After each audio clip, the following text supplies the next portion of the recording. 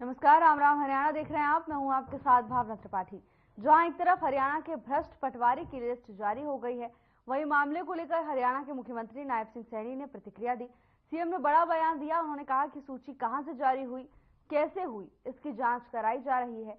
बता दें कि लिस्ट कहां से बनी, कैसे जारी की गई, ये जांच का विषय है। उन्होंने कहा कि सरकार जीरो टॉलरेंस पर काम करती है और हमने कहा भी है कि व्यवहार को बदलना चाहिए।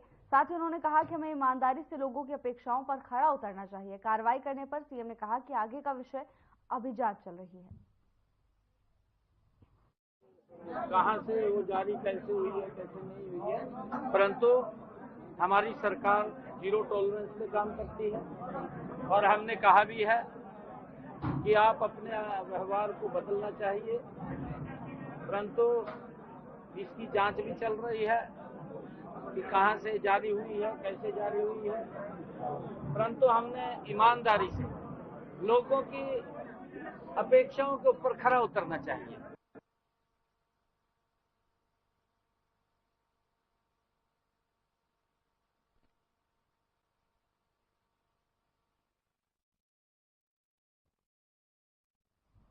हरियाणा के मुख्यमंत्री नायब सिंह सैनी का बयान सामने आया। उन्होंने कहा कि केंद्र और हरियाणा की सरकार किसानों की सच्ची हितैषी है। इसी का साक्ष्य है कि हरियाणा ने किसानों की 100% फसलों की एमएसपी पर खरीद की है और 12 लाख किसानों के खाते में 1,25,000 करोड़ रुपए डाले हैं। इसके अतिरिक्त फसल खरीद के बाद देरी से पेमेंट होने पर 78 करोड़ रुपए ब्याज के तौर पर किसानों को दिए हैं। तो वहीं राज्य पंजाब में पहले कांग्रेस सरकार और अब मौजूदा आम आदमी पार्टी की सरकार किसानों की सुध नहीं ले रही और किसानों की फसलों को एमएसपी पर नहीं खरीदा जा रहा, जिस वजह से किसान आंदोलनरत है। मुख्यमंत्री ने पंजाब सरकार को सलाह दी है कि वो विधानसभा में बिल लाकर किसानों की 100% फसलों को एमएसपी पर खरीदने का काम करें। इसके साथ ही उन्होंने कहा कि पंजाब में बीजेपी सरकार आने पर किसानों की 100% फसलों की एमएसपी पर खरीद की जाएगी।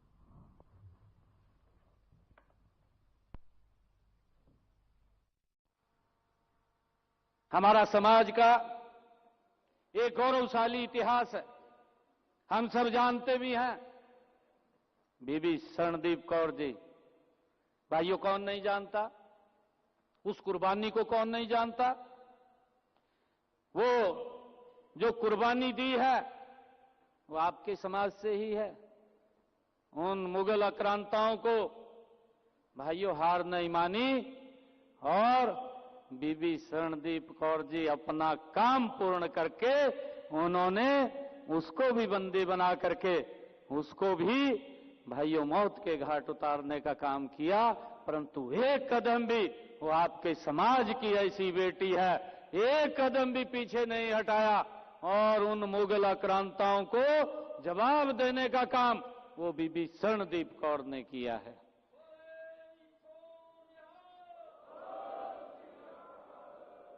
ये हमारे लिए बड़े गर्व की गल है। हमारा इतिहास ये गौरवशाली इतिहास है। और भाइयों, मैं आपको बताना चाहता हूं कि हमने वो फैसले भी लिए हैं। 12 मार्च को जब मैंने कहा, मैंने सबसे पहले फैसला लिया हरियाणा के अंदर। मैंने अपने कुरुक्षेत्र के अंदर बड़ा कार्यक्रम किया। मैंने कहा कि मैं लोगों के बीच में जाकर के बात करूंगा। मैंने अधिकारियों को स्पष्ट बोल दिया और मेरा एजेंडा ये है, मैंने इस एजेंडे के ऊपर चलना है और इसको लागू करना है, इसको धरातल पर उतारना है और हर रोज मैंने एक ना एक बड़ा कोई काम करना है। आप मखा तैयारी करिए। अधिकारियों ने तैयारी करी। भाइयों, हम हरियाणा के अंदर अपने किसान की 14 फसलें एमएसपी पर खरीदते थे। मैंने ये निर्णय किया कि हम हरियाणा के अंदर किसान की 100% फसल एमएसपी पर खरीदने का काम करेंगे। ये हमने निर्णय किया और उस निर्णय को लागू किया। मेरे पास कुछ लोग पत्रकार आए, पत्रकार आएगा मन्नू कहने लगे, कहा गारंटी नहीं कहा आपने दी। वो ऊपर से चाहे एक हो, लेकिन इनके बिल अलग अलग दो।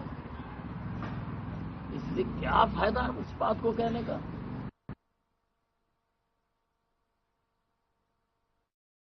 हरियाणा सरकार के 100 दिन पूरे होने को लेकर हरियाणा के कैबिनेट मंत्री विपुल गोयल ने अपनी प्रतिक्रिया दी।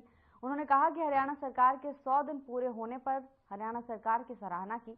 विपुल गोयल ने कहा कि 100 दिनों के कार्यकाल में नायब सरकार ने कई बड़े और अहम फैसले लिए जो कि आने वाले समय में हरियाणा के लिए मील का पत्थर साबित होंगे। इसके साथ ही भूपेंद्र सिंह हुड्डा की तरफ से 100 दिन सरकार के पूरे होने के बयान पर पलटवार भी उन्होंने किया है। उन्होंने कहा कि वो विपक्षी हैं और वो अपनी विपक्ष की भूमिका निभा रहे हैं, पर उन्हें समझना चाहिए कि जो काम सरकार ने अच्छे किए हैं उनकी तारीफ करनी चाहिए।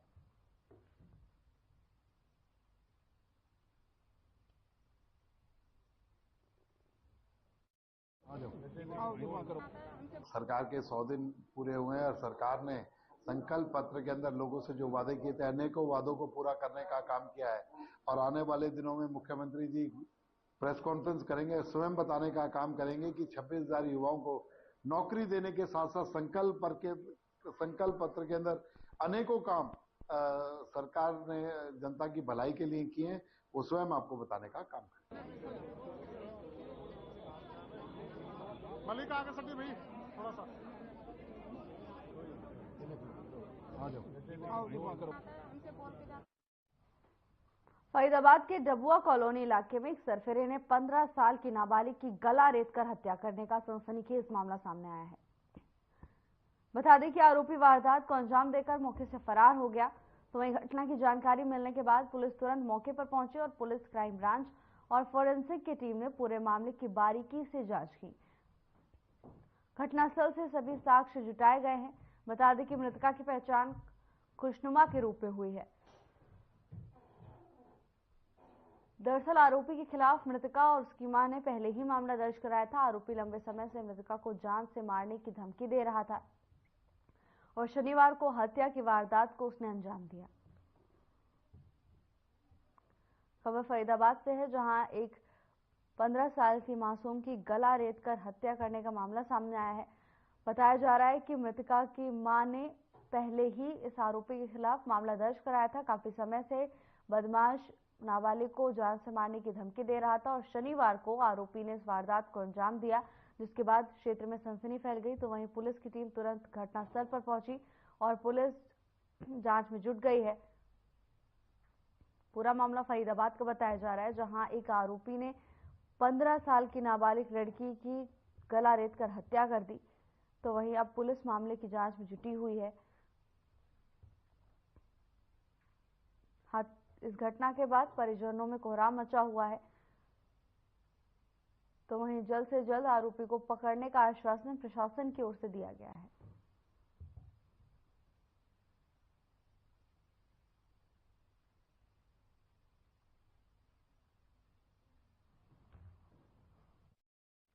फरीदाबाद से एक अनोखी चोरी की घटना सामने आई। बता दें कि एक व्यापारी के घर से महिलाओं के सिर के पुराने बाल और नकदी सहित 9 लाख रुपए का सामान चोरी हुआ है। शिकायतकर्ता रजीत मंडल, जो पुराने बाल खरीदने और बेचने का काम करते हैं, उन्होंने बताया कि ये घटना 14 से 15 तारीख की रात करीब 2:30 से 3 बजे के बीच हुई।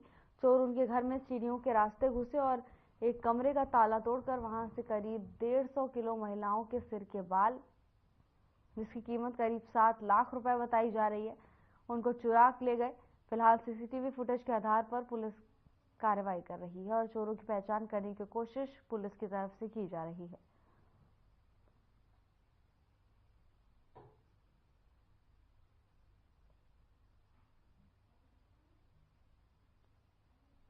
खबर फरीदाबाद से है, जहां अनोखी चोरी का मामला सामने आया है।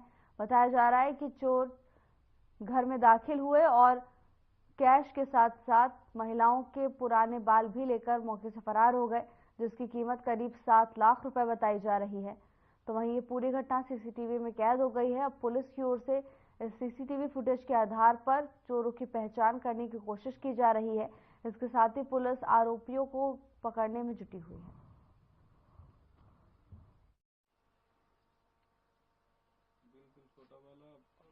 हाँ, हमारा घर से आज 14 तारीख को रात को, मतलब 15 तारीख सुबह जब होता है, मतलब उसी टाइम था सीसीटीवी में दिखा रहा 2:55 से लेकर 3 बजे का कुछ टाइम तक, उसी समय में हमारा घर से चोरी हो गया बाल, और बाल का अंदर मैं पैसा छुपा के रखा था। कैसे बाल? लेडीज का कंघी से झड़ जाता है, वही वाला बाल। तो आप क्या खरीद फरोख्त का काम करते? हाँ, मैं खरीदार हो आप? कितने बाल थे लगभग? मतलब 150 किलो से ज्यादा था। क्या कीमत थी उनकी? वो कम से कम फुल कीमत 9 लाख से 10 लाख होगा। फुल कीमत 10 लाख तो होगा ही, उससे ज्यादा ही होगा। और पैसा था 2,13,000। उन लोगों ने बाल तो वही ले जाओ। खबर सिरसा के एलानाबाद से है, जहां कर्मशाना गांव में अवैध रूप से जिसका काला कारोबार धड़ल्ले से जारी है। बता दें कि माफियाओं की तरफ से ट्रॉलों में भरकर राजस्थान से भारी मात्रा में अवैध जिप्सम कर्मशाना गांव में लाया जाता है। रोजाना हजारों टन जिप्सम का परिवहन माफियाओं की तरफ से लगातार किया जा रहा है। अवैध रूप से कर्मशाला गांव में अवैध रूप से जिप्सम के भंडारण के कर्मशाना गांव के रहवासियों का जीवन भी मुश्किल हो गया है, जिस वजह से हर समय धूल और धुएं के गुब्बार उठते रहते हैं, जिसके चलते लोगों को सांस लेने में तकलीफ हो रही है।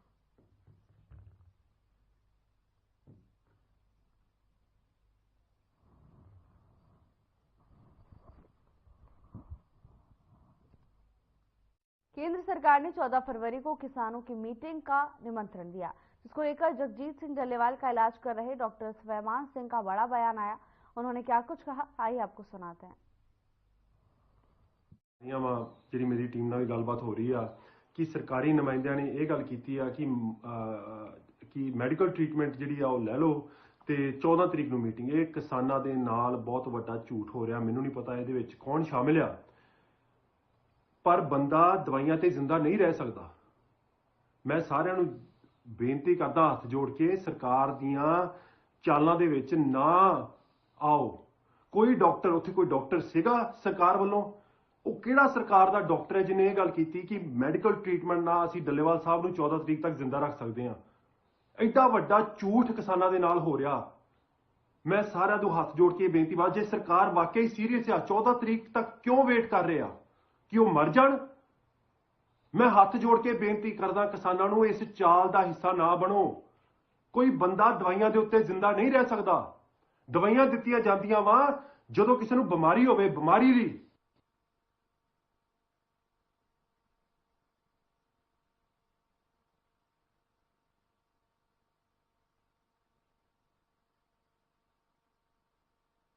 है जहां हरियाणा भूतपूर्व सैनिक लीग जिला दादरी की मीटिंग खंड के किसान भवन में आयोजित की गई। कप्तान दूलीचंद बेसला की अध्यक्षता में बाढ़ड़ा, कादमा, दादरी, लोहारू क्षेत्र के भूतपूर्व सैनिक बड़ी संख्या में शामिल हुए। बता दें कि मीटिंग में जिलाध्यक्ष राजेश श्योराण ने संबोधित भी किया। उन्होंने कहा कि बाढ़ड़ा स्टेशन पर सैनिक भवन का निर्माण किया जाना चाहिए, जिसके लिए स्थानीय विधायक और सांसद के से मिलकर मांग रखी जाएगी। इसके साथ ही उन्होंने कहा कि इस क्षेत्र में बड़ी संख्या में सैनिक मौजूद है। कृषि प्रधान क्षेत्र होने के साथ साथ यहां के युवाओं का सेना की तरफ ज्यादा रुझान रहता है।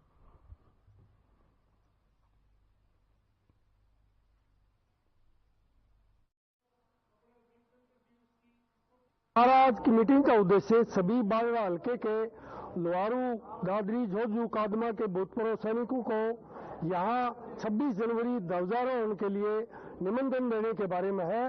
इस बार हम ये प्रोग्राम को जो है बाढ़ड़ा स्टेशन पर ही मनाने के लिए पूरे भूतपूर्व सैनिकों को प्रेरित कर रहे हैं, ताकि अधिक से अधिक संख्या में आए और उसमें हम सांस्कृतिक प्रोग्राम, मनोरंजन और उनको बहुत ही अच्छी तरीके से सेलिब्रेट करें और प्रेरित करें।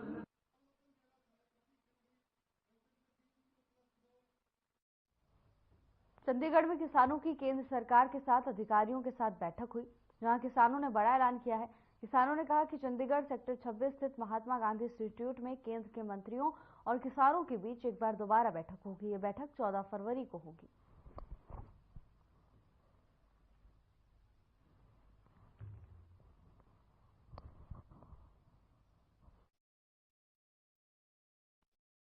बीजेपी मंडल तरावड़ी के चुनाव बीजेपी कार्यालय में करवाए गए, जिससे हलके के विधायक भगवान दास कबीरपंथी ने हिस्सा लिया। बैठक में बीजेपी मंडल से जुड़े सभी कार्यकर्ताओं के अलावा पहली कार्यकारिणी से जुड़े सभी सदस्य मौजूद रहे। बता दें कि विधायक भगवान दास कबीरपंथी ने बीजेपी के तरावड़ी मंडल अध्यक्ष को लेकर समर्थकों के साथ चर्चा की। इसके साथ ही बैठक में मौजूद कार्यकारिणी से जुड़े अधिकतर सदस्यों ने शिवम बंसल के नाम का प्रस्ताव बीजेपी मंडल अध्यक्ष पद के विधायक कबीरपंथी के सामने रखा।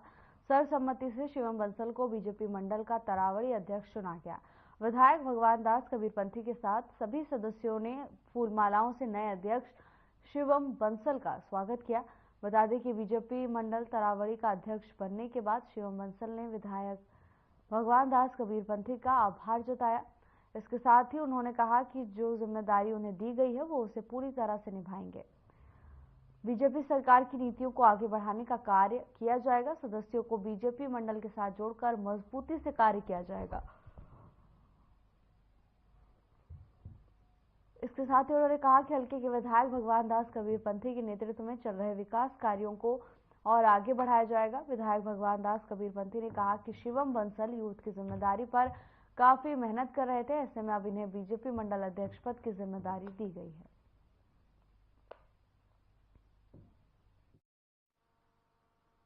माननीय विधायक भगवान दास कबीरपंथी जी के नेतृत्व में मेरे को भारतीय जनता पार्टी का मंडल का अध्यक्ष बनाया गया है। सभी की सर्वसहमति से अध्यक्ष बनाया गया है और मैं ये जिम्मेवारी बखूबी निभाऊंगा और सभी कार्यकर्ताओं का दिल से धन्यवाद करता हूँ।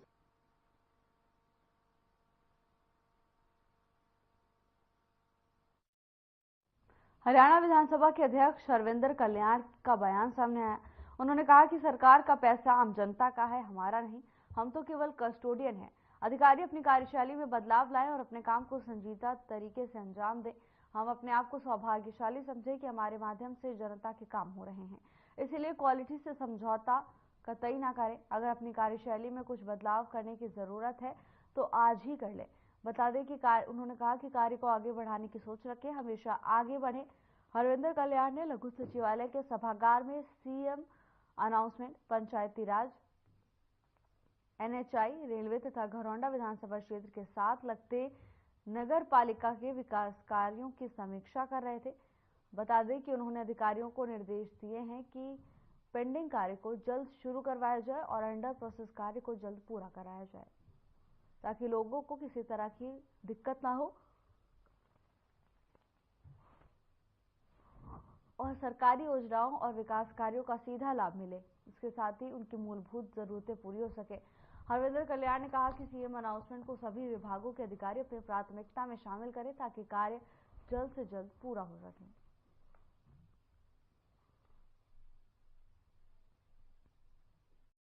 विभागों की अलग अलग जो काम फील्ड से आते हैं और उन कामों का रिव्यू था, उनके ऊपर चर्चा हुई और आगे का एक रोड मैप सभी कामों का, और किसी भी काम में अगर कोई अड़चन किसी भी प्रकार की है वो चर्चा हुई है या फिर कोई दो विभाग का आपस में कोऑर्डिनेशन के कारण से कई बार काम डिले होता है तो उनके ऊपर एक चर्चा करके सारे कामों को रिव्यू किया है। में कई सारे बिंदुओं पे चर्चा हुई थी जिसमें नशा मुक्ति भी था, गन कल्चर वाला भी था जिसमें कई सारे गाने आते हैं, कुछ ऐसा लिरिक्स होता है उस पे अगर हमारे यहाँ पे भी है तो सबसे पहले तो ये कि जो युवा है, मोस्टली जो सिंगर्स हैं युवा हैं, उनसे हम बातचीत करें और इनको प्रमोट ना किया जाए क्योंकि छोटे बच्चे या कुछ भी हो गया उनको देख के कई बार उन चीज़ों को फॉलो करते हैं और जो सिंगर या जो भी है हमारे ऐसे कुछ साथी होते हैं तो उनको वो फॉलो भी करते हैं और उनकी चीज़ों को मानते भी। तो पहले हम रिक्वेस्ट मोड पे ही उनसे रिक्वेस्ट करेंगे कि ऐसी चीज़ें समाज में ना हो।